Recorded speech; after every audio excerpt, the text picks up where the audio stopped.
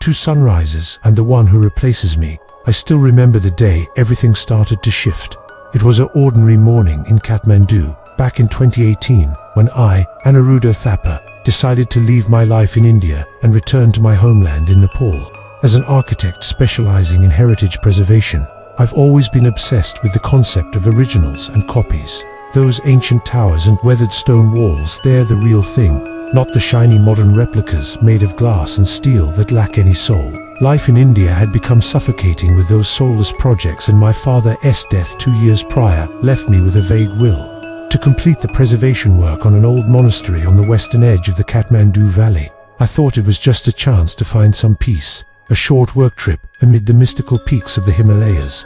Little did I know that the old stone house would make me question my own existence. I landed at Triphavan Airport, where the air still carried the scent of dusty roads and incense from nearby temples. Maya Sherpa was waiting for me at the arrival's gate, with a warm smile and eyes as deep as the high-altitude lakes in the Sherpa region. She was about 29, working as a translator and local guide, recommended by the preservation company. Maya told me she grew up in the Sherpa heartland, where beliefs in reincarnation and parallel life streams from Vajrayana Buddhism were passed down through generations. Me, I'm a skeptic when it comes to the spiritual stuff. Everything can be explained by science, history, or just human illusion. We hopped into her car, weaving through Kathmandu's bustling streets, where the incessant honking mixed with temple bells and the aroma of spices from roadside stalls. Maya drove skillfully, dodging potholes and crowds, while chatting about the project, an abandoned monastery on the valley's western fringe, heavily damaged in the 2015 earthquake. It needed a thorough survey for restoration, but its remote location meant we'd stay in a nearby old stone house owned by a local family who demigrated away. "It's quiet. You'll like it," she said confidently. I agreed without much thought, eager to dive into the work. The path to the house wasn't easy. We had to leave the car at the hill's base and hike through a misty pine forest, where Nepal's dry season weather turned harsh, scorching sun by day, bone-chilling cold at night. The forest was dense, with dark green canopies blocking the sky, and fog clinging like a thin veil, blurring everything. Maya led the way, her steps light and familiar with the rugged terrain. "Watch your footing. The rocks are jagged," she warned, flashlight in hand even though it was still daylight. I nodded, my backpack heavy with measuring tools, a digital camera, and notebooks. The air was unnaturally still, broken only by the rustle of pine needles underfoot and distant bird calls. After about an hour of tiring trek, we arrived. The old stone house loomed ahead, isolated on the hill's edge, backed against the western rocky slope. It looked like a forgotten relic, grey stone walls, a curved tile roof in traditional Nepali style, cracked from time and earthquakes. The house had 2 main doors facing each other, the front one east opening to a vast view of the Kathmandu Valley twinkling with city lights like misplaced stars. The back one west leading to a sheer cliff drop, just a few hundred meters from the abandoned monastery via a narrow path. Inside, the house was sparse to the point of minimalism, a living room doubling as a kitchen with an old fireplace, 2 cramped bedrooms, and a bathroom with icy water from a nearby spring. No landline, spotty mobile signal barely good for texts, and power from a small solar-powered generator. Maya helped me clean up, sweeping away the accumulated dust on the stone floors and wooden tables. "This place hasn't had anyone in it for a while. Not since the quake," she explained, her tone a bit odd, like she was holding something back. We had a simple dinner of veggie and mutton momos, washed down with hot ginger tea to fend off the night chill. Over the meal, we talked about the monastery. Maya said it was once a Vajrayana monk's retreat, now deserted, but locals still heard wind chimes echoing from it even on windless days. I laughed it off as an acoustic illusion from wind channeling through rock crevices. Maya stared at me for a moment, her eyes flickering with concern, but she changed the subject, asking about my life in India. That first night in the house passed normally, at least at first. I lay on the hard wooden bed, listening to the faint wind outside the window. The cold fragmented my sleep, waking a few times to pull up the blanket, but nothing out of the ordinary.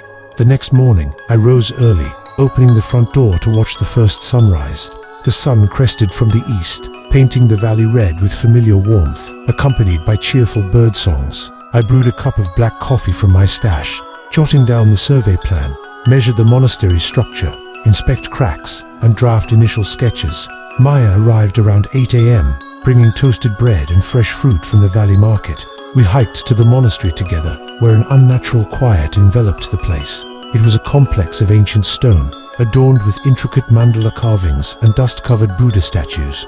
We worked all day, measuring every centimeter, snapping detailed photos, but I started noticing something odd. My wristwatch ran slower than usual, and my phone's battery drained fast despite minimal use. Probably magnetic interference from the rocks, I told myself, brushing it off. By late afternoon, we returned to the house, tired but satisfied with the progress. Maya said she'd stay the night to help organize the data, but she'd head back to Kathmandu in the morning for more supplies. The second night started peacefully. We sat by the fireplace, flames crackling and warding off the deep night cold. Maya shared her beliefs. In our Buddhism, life isn't a straight line. There are parallel streams where a small choice branches everything off.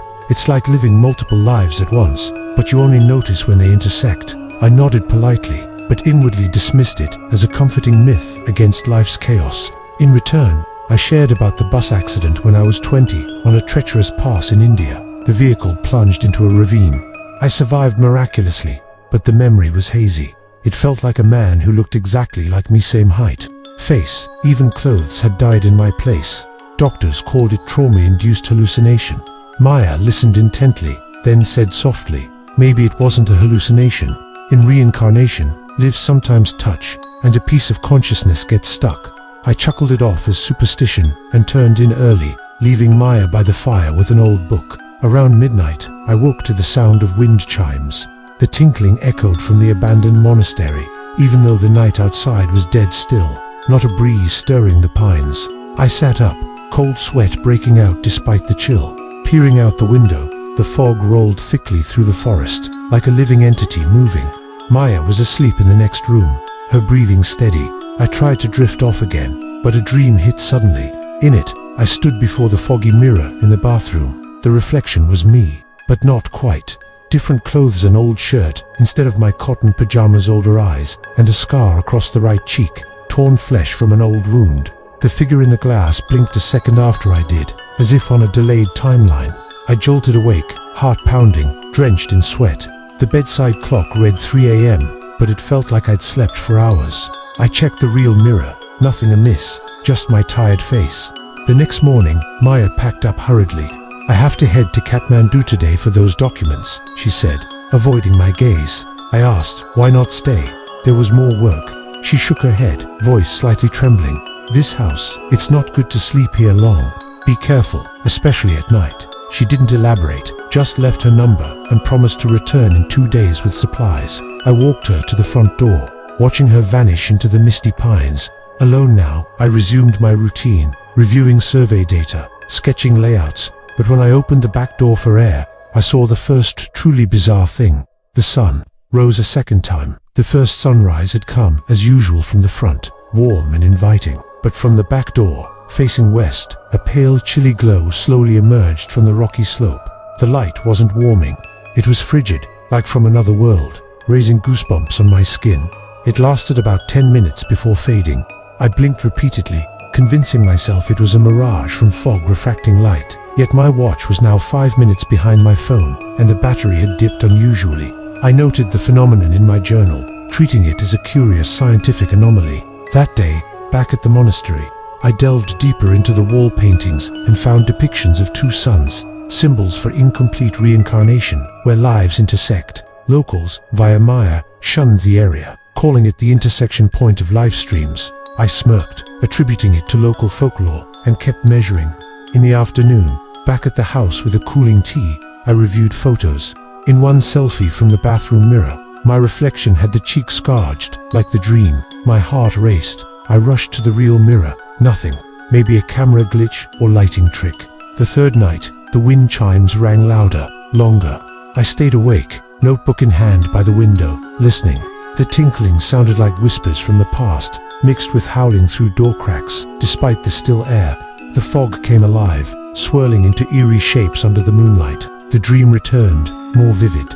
The mirror figure stepped closer, whispering in my voice, "This isn't the original. You're just a copy." I woke with a splitting headache, and the next morning the second sunrise appeared clearer. Its cold light filtered through the back door, blurring everything in the house, as if time itself slowed. An hour passed in reality, but the clock advanced only 45 minutes. Maya called that afternoon, her voice anxious as she checked in. I described the strange sunrise and dreams. She went silent, then whispered, "Don't stand at the back door when it rises. It's a sign of another life stream where consciousness gets trapped." I pressed for meaning, but she just said she'd return sooner and warned against mirrors after midnight. The call cut out from poor signal. I pushed on with work, but my mind was in turmoil. The bus accident memory sharpened unnaturally. The man identical to me, dying with a scarred cheek, his final scream echoing. What if it wasn't a hallucination? The following days, things escalated, as if the house was awakening. Mirrors delayed reflections. I'd raise a hand, and the image lagged, like in another dimension. The scar appeared on my skin, faint red line at first, then stark, stinging to touch. I thought I was going mad, but it was real, like a mark from another life. Dreams grew detailed. The mirror man recounted parallel lives, an Aruda dying in the bus crash, one staying in India forever, another losing his father earlier and becoming a monk.